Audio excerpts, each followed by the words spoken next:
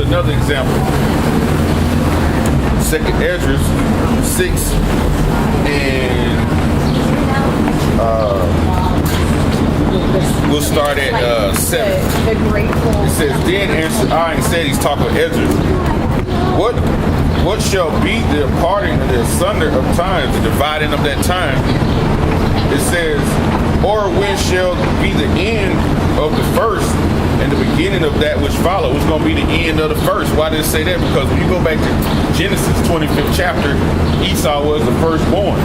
And in that prophecy, it said he would serve his brother Jacob. But Jacob is not being served right now. We're on the bottom serving Esau. So he says, what is going to be the end of the first and the beginning of that which follow? And he had unto me from Abraham unto Isaac unto Jacob and Esau were born to him. Jacob's hand held first the heel of Esau, man. Meaning what? That's symbolic of us taking him down. Like the brother Kazak, he's out there in California. He made a beautiful statement. The hand is the height, and the heel is low. So it's like, Jacob, when are we going to pull Esau down? When you pulling you by that heel, he's pulling you down low. That's symbolic of we're about to take Esau down. His kingdom is about to fall, man. He says, for Esau is the end of the world, and Jacob is the beginning of it which follows. So that particular word right there is an eon also. Because it's talking about a certain maturity of time, right? A certain time period. Esau has been ruling 500 years. His world, the rule of his world has been 570 years, this particular rulership. That's a certain period of time. And his world is about to be up, man. Which he also controls. It says the earth is given into the hands of the wicked. He also controls the ornament also. He controls the land and the inhabitants in it, man. But ultimately, he doesn't control the cosmos, because the Heavenly Father controls the cosmos, right? And the stars in it, you know? So, hey, he didn't come for everybody. The Lord came for the elect, man. And the elect of our people, who are the Israelites, man. Our people don't know that they're Israelites, man. But the Israelites in the Bible, man. You know? They have no clue, man. Like Jake Woman just walked by, man. They have no clue, man. Singing hip-hop songs and shit. You know, they have no clue.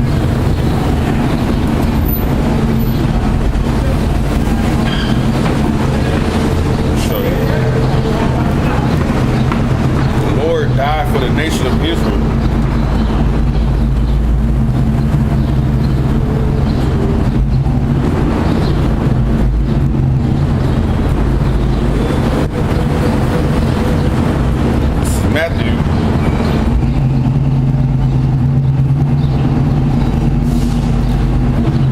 Matthew 10, 5 and 6. These 12 Yahawashi sent forth and commanded them, saying, go not into the way of the Gentiles, and into any city of the Samaritans enter ye not. It says, but rather go to the lost sheep of the house of Israel. He said, go to the lost sheep of the house of Israel. When you go into that word lost, it means destroyed. And that's what we were. We were destroyed. The heritage was beat out of us, right? We were brought into captivity. Everything we know was beat out of us, man. So we were destroyed, man. And why did he say go not to the city of the Samaritans, man? Because when we were taken out into the Syrian captivity, we left there, and the king put other people in our stead, man. I'll get that. Second Kings.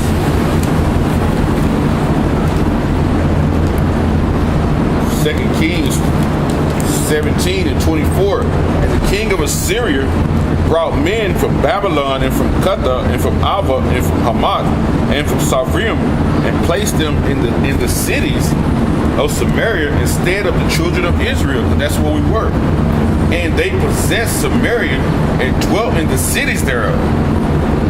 And so it was at the beginning of the dwelling there they that feared not the Lord. Therefore the Lord sent lions among them, which slew some of them, man. So that's why the Lord said don't go there, because they had placed those heathens in our land, man. So he said don't go there. He said, but rather go to the lost sheep of the house of Israel. And as ye go, preach, saying the kingdom of heaven is at hand. And that's what we coming to preach, that the kingdom of heaven is at hand, man.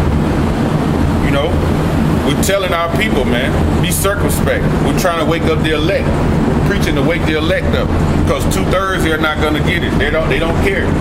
We're not worried about 2/3. We're not worried about you other nations. We're only worried about the elect. That's our job as prophets, man. Come out on the highways and byways, man. You know, push this truth. Ezekiel.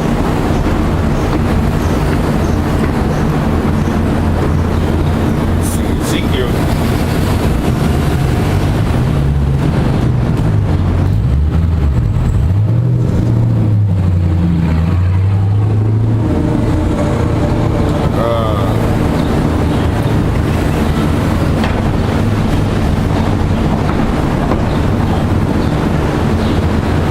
Ezekiel 3 and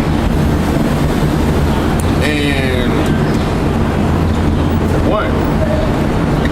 Ezekiel 3 and 1.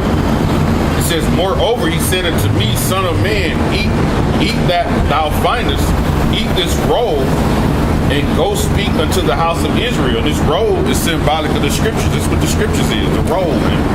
You know? When it says eat this roll, it means what? Digest the scriptures, read it, we gotta study it. You know, we listen to our teachers, which are the apostles and elders of GMS, because the Lord has gave them, me in the spirit, to have great discernment and being able to teach. And they have passed it down to us, they helped us to understand the knowledge and the wisdom and the understanding. And the Lord has given us the spirit to come out and teach also on the highways and the byways, man. Not teaching in some hidden back closet in the corner. It says,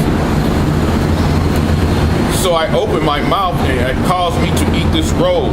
And he said unto me, son of man, cause thy belly to eat, and fill thy bowels with this roll that I give thee. Then did I eat it, right?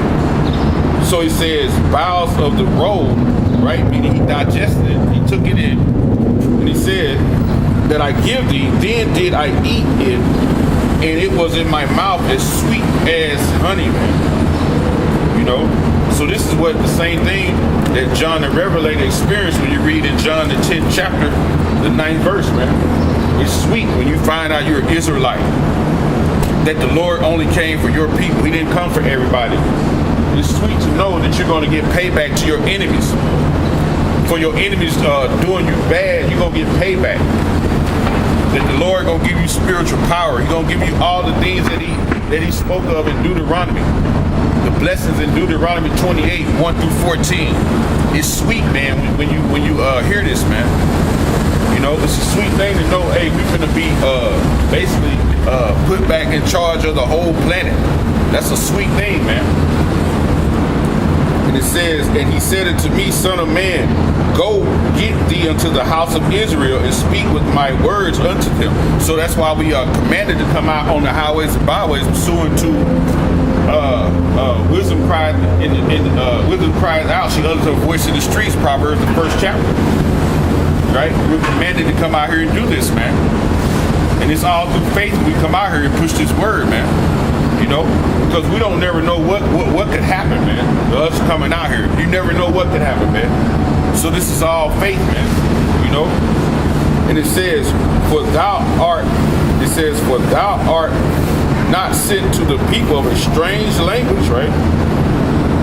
A strange language. For thou art not sent to a people of a strange language and of a strange speech and a hard language, but to the house of Israel, man. So it says, verse 6, not to many people of a strange speech and of a hard language whose words thou canst not understand, surely have I sent thee to them, they would have hearkened unto